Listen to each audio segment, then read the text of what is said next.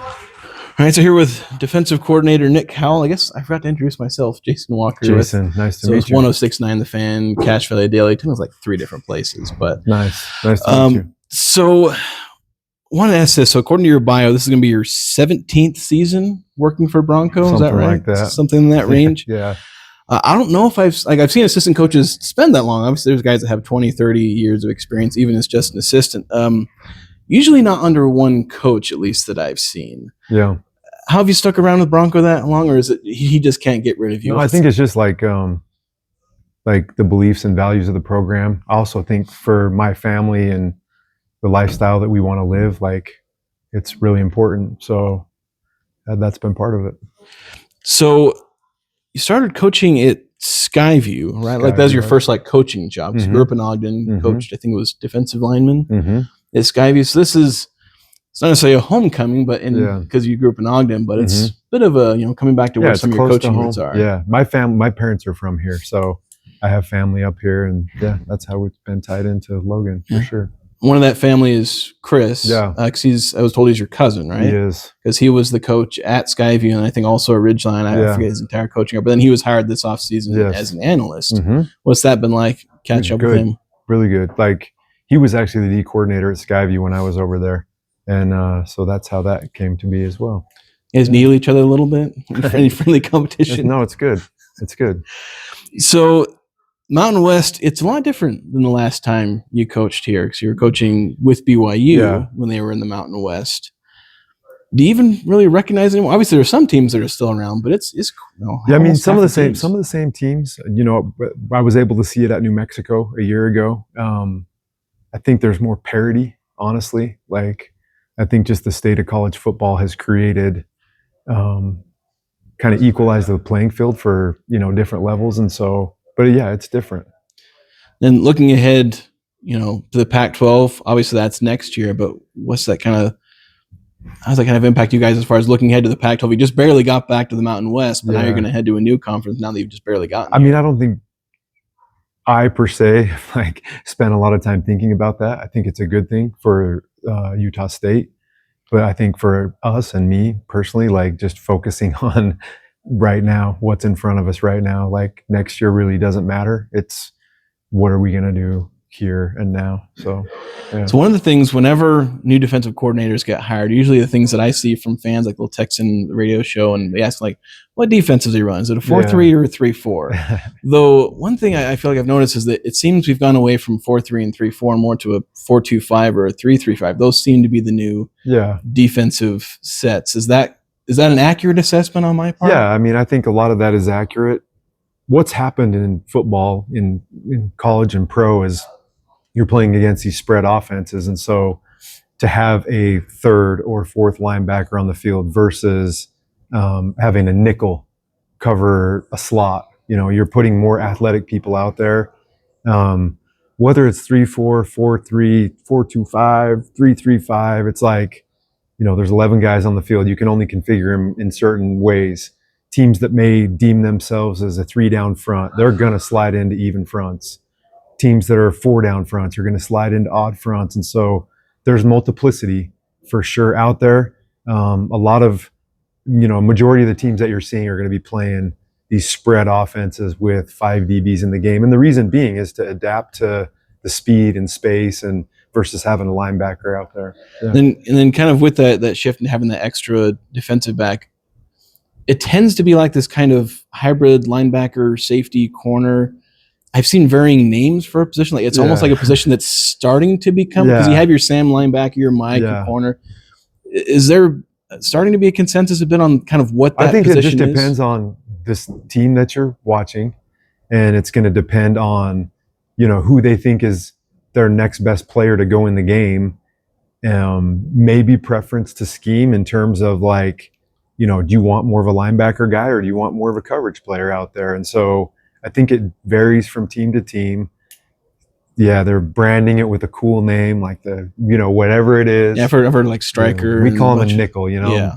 If he feels good about us calling him a striker and makes him feel bad, maybe we'll call him a striker. But there's different usages of different people by different teams based upon the scheme that they believe in. So what does that look like for you guys as far as and like what positions? Because obviously the positions are only listed at linebacker and safety and corner. What kind of guys? What we're gonna do with our nickel, and this is what we've always done in the past, is we're gonna put our next best player out there. And so, is he a corner? Could be. Might be our third corner. Is he a safety? Might be the next safety. And so we don't list guys by nickel, and we don't per se recruit specifically a nickel. We recruit DBs, and then we put the best players out there. So that's how we do it. It's also dependent on like if you feel like you need a corner out there on like a passing down. Yeah, yes, totally, for sure. Yep. So one of the players obviously well known around here, Ike Larson. Yeah. Obviously went to Skyview. Mm-hmm. He's been one of the key players, even as a redshirt freshman, was making big plays. What do you see from him as far as his potential impact on this team, especially where there's kind of a feeling he's kind of in need of a rebound year? Yeah. There's a feeling he didn't perform quite to his star level last year, but still a lot thought of him because he's first team preseason All Mountain West. A lot of people still see him as one of the stars of the team. Yeah. Just what do you see from him? Well, I think that when you receive, like a preseason award, which, we know he knows it doesn't make for him to have a great season. What it does show is that his peers regard him as a really good player. And that's pretty cool in and of itself. And, in terms of having a rebound year, like I didn't go too far back into like, hey, what kind of year did you have last year? Like when you evaluate Ike, he's a good player.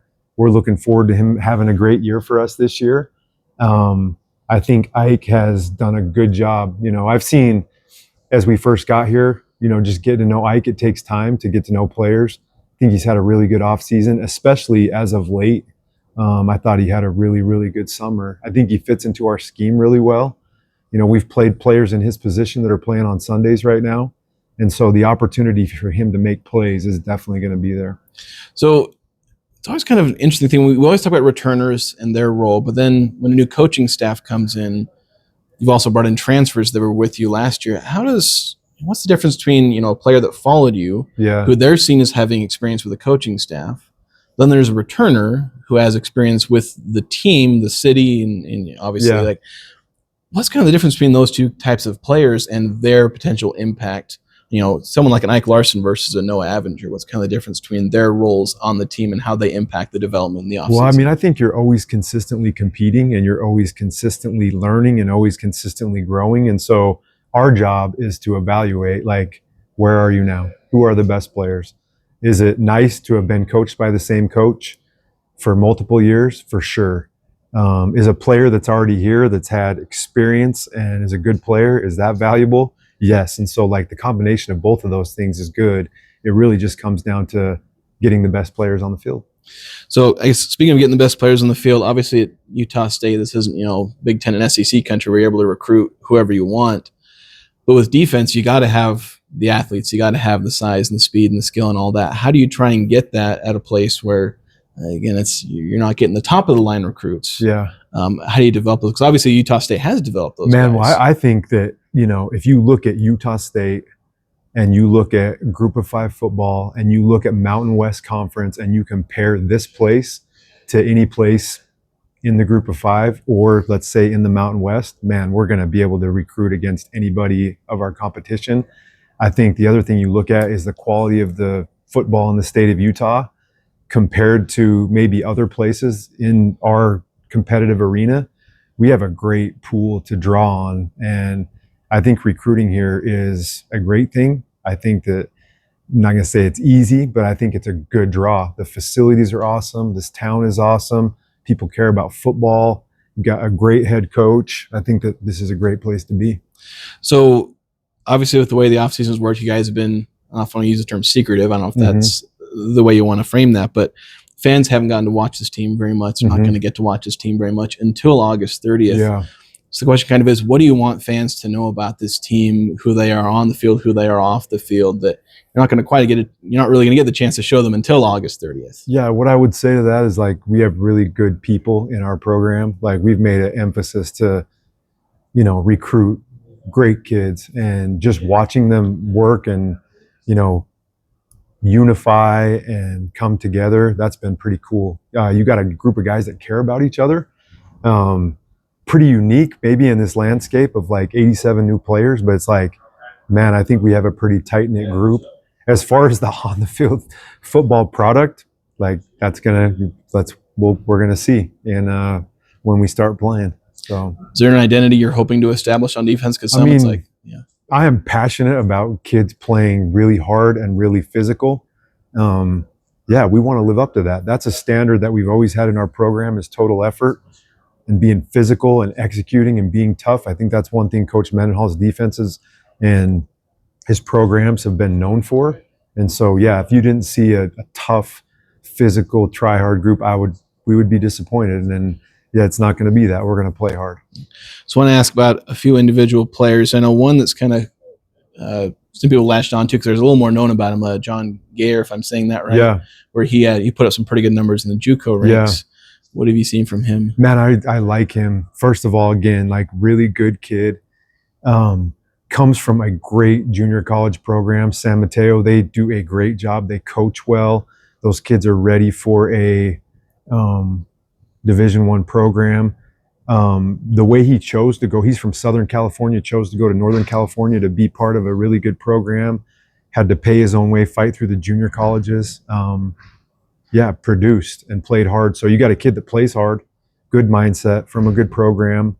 There's people that we know that have endorsed him. And yeah, since he's been here, all he's done is like worked really hard, had a smile on his face, and been really grateful. So he's just a good kid.